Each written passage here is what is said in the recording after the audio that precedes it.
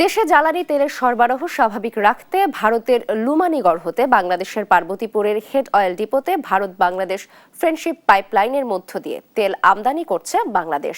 এ নিয়ে আরো জানাতে সরাসরি যুক্ত হচ্ছেন সহকর্মী হারুনুর রশিদ। হারুন, আপনি জানাবেন এই প্রকল্পের মাধ্যমে কি পরিমাণ তেল আমদানি করা হচ্ছে? যে নাবিলা, আপনি জানেন যে বাংলাদেশের যে তেলের সরবরাহ নিশ্চিত করতে বাংলাদেশ সরকারের যে সিদ্ধান্ত, সেই অনুযায়ী 5 লক্ষ লিটার জ্বালানি তেল আমদানি করছে ভারত থেকে।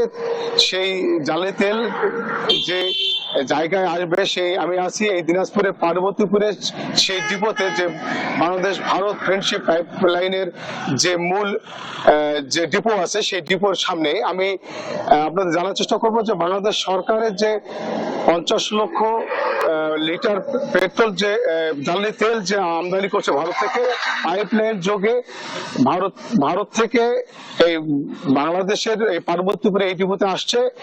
গত সোমবারে এই আমদানি করা যে জ্বালানি তেল, সেই তেলগুলো কিন্তু আসতে শুরু করে এবং গতকাল বুধবার কিন্তু এই তেলের যে 50 লক্ষ তেল যে আসার কথা, সেটা কিন্তু আসা সম্পন্ন হয়েছে। এখন এই মুহূর্তে পার্বতীপুরের যে তেলের যে চাহিদা আমাদের 8টি জেলার, এই জেলার চাহিদাটা কিন্তু এই ডিপো থেকেই সরবরাহ করা হয়ে থাকে। তো সেই জায়গা থেকে এখন পর্যন্ত সবকিছু এখন স্বাভাবিক আছে। তো তেলের যে সরবরাহ নিশ্চিত করার জন্য যে সরকারের যে উদ্যোগ, সেই উদ্যোগের অংশ হিসেবে তেল কিন্তু এই মুহূর্তে এই ডিপোতে এসে পৌঁছেছে এবং এখান থেকে লরি যোগে দেশের বিভিন্ন প্রান্তে কিন্তু এই তেলগুলো সরবরাহ করা হচ্ছে।